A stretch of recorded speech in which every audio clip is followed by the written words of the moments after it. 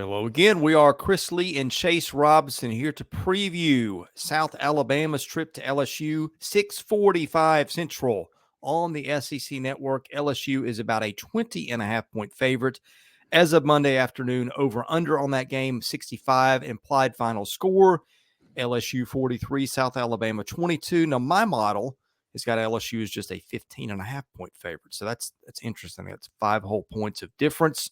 Anyway, the Tigers have recovered nicely from that opening day loss to Southern Cal since it beaten South Carolina and got another Power 5 win over UCLA last weekend. Big difference, although both Big Ten schools at this point. Anyway, nice win for the Tigers. However, they lost Harold Perkins, their defensive star, which will have major ramifications. Meanwhile, South Alabama's had a weird year. Stats a little bit padded by, I think, an 87-10 win over Northwestern State, which was the most points scored by an FBS team in decades. So been a weird season for South Alabama too.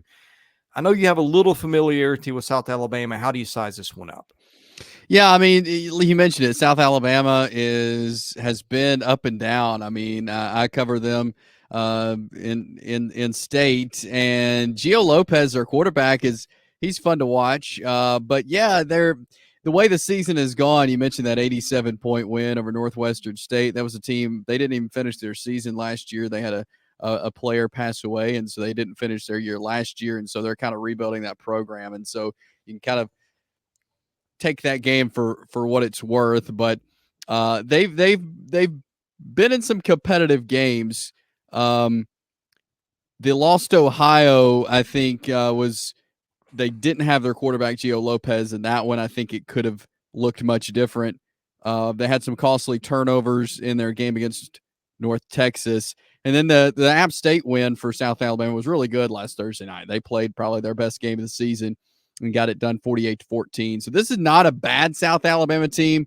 Major Applewhite's their head coach. He's been around college football. He was the offensive coordinator at Alabama for Nick Saban early in Nick Saban's tenure there at Alabama. So he had Major Applewhite's a great coach, and it's just taking them a little bit, I think, to get going. Let's talk about when South Alabama's got the ball against LSU's defense, which, again, they were already shifting things around 2 weeks ago before that win against South Carolina. And then there's the Perkins loss, which I think will cause some other ripple effects. LSU's defense is allowing, as I pull this up here, 24.5 points a game on 60 snaps, 2.5% turnover rate, 5.1 yards against per running play, 6.8 per passing play, 6 yards per snap total. South Alabama, and again, these are going to be somewhat padded by that Northwestern State game. Well, probably not somewhat. 48.3 a game, 67 snaps, turnover rate under 1%, which is outstanding. 50-50 rush pass balance. They run it 7.3 per running play, 7-8 point passing play. LSU's defense was a work in progress without Perkins anyway. How's it look now?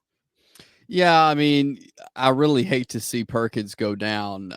You obviously hate to see players get injured and miss the rest of the year, but I feel like he was so important to this LSU defense, and that's a tough blow to lose a guy like that. I feel like they still have some adjustments to do defensively. We knew it would look different, and it does look different than it did last year, but still they have some work to do. I feel like not only a defense, but as a team as a whole. But I mentioned South Alabama's quarterback, Gio Lopez. He has a 62% completion rate. He's thrown 9 touchdowns, 843 yards. He has been sacked 3 times, and I think that's something that LSU can just put pressure on him. And I think that's going to be a key for LSU is to get through this offensive line and put pressure on him. But Fluff Bothwell, I covered him when he was in high school, and he is now the running back at South Alabama. He has 359 yards on the year and 6 touchdowns, and quite easily could be maybe the best running back ever at South Alabama. And that's he is very good. He was very good in high school. He has 37 carries on the year, again, for 359 yards. So he's a guy they're going to try to get loose and make something happen. As far as pass catchers for South Alabama, their main target, Jamal Pritchett, 355 yards and 4 touchdowns on the year. And so those are just a couple of names to watch, but I imagine Bothwell, they're going to try to get him involved early and often there against LSU. Yeah, pretty nice game for the LSU defense last week. 295 yards allowed total, just 22 rushing on 14 attempts.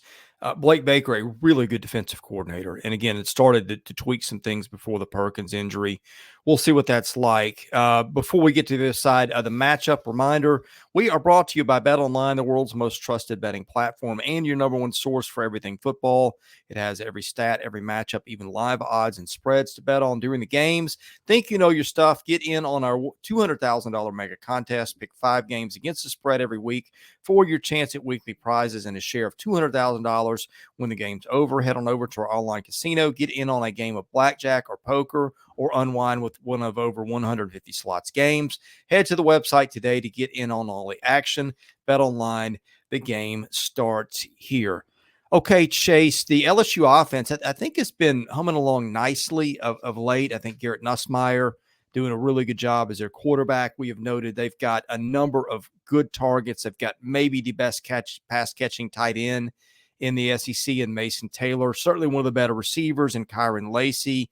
Some other guys that have jumped in there too. I feel like they've spread it around a lot last week. Let me pull up the box just to make sure I'm right about that. Yeah, I know it was Aaron Anderson that started to take more of a role in the offense, the Alabama transfer. Caden Durham didn't run the ball as well as he did 2 weeks ago, but he did catch 2 passes for 40 yards.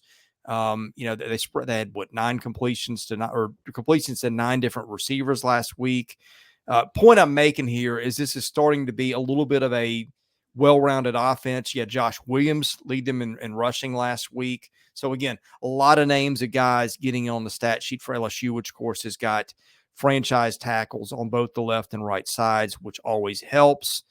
LSU's offense so far this year is averaging 33.5 points a game on 67 snaps, just a 1.1% turnover rate. That's fantastic. They throw it 61% of the time, 7.6 yards per pass play, 4.2 per rushing play for 6.3 on average. South Alabama, the defense is giving up 25.8 points a game on 67 snaps. Teams run it 48% of the time, 4.0 yards per rushing play, 7.7 per passing, 5.9 total. All those stats, what they'll tell me is the way that LSU can protect Nussmeier and the way South Alabama is struggling to defend the pass could be a field day for Nussmeier, Lacy, Taylor, Anderson, all those guys. Yeah, I really like Garrett Nussmeier and what he's looked like so far this year. I mean, he's got 1,247 yards so far this season on 113 completions of 160. And so it's a 70% completion rate. And I think, if they're able to get some guys around this secondary and the second level, then he's going to be able to put up big numbers in this game, I think. And that's going to be the key for them is to get this pass game going. I think they'll try to utilize some of these running backs as well. But I just have a feeling Nussmeier is going to be able to do some big things in this game. Let's get to picks and why. I'll start with you. Yeah, I'm going to take LSU. I mean, I think they get the job done. Maybe South Alabama keeps it close for a little bit, but I do think with Garrett Nussmeier, they have the edge to get it done. Now, I do think that South Alabama is going to be able to score. I think between Gio Lopez and Fluff Bothwell, they'll be able to put some points on the board. But I got LSU winning this one. Yeah, I do too. I think there'd be a lot of points in this one. I do worry about LSU.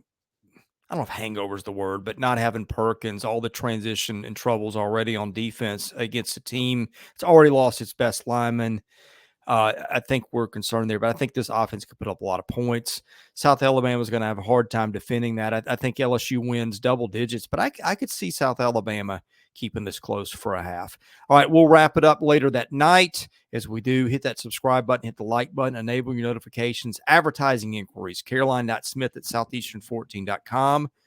We are your home for SEC baseball, basketball, and football year-round. For Chase Robinson, I'm Chris Lee. You've been watching Southeastern 16 presented by BetOnline.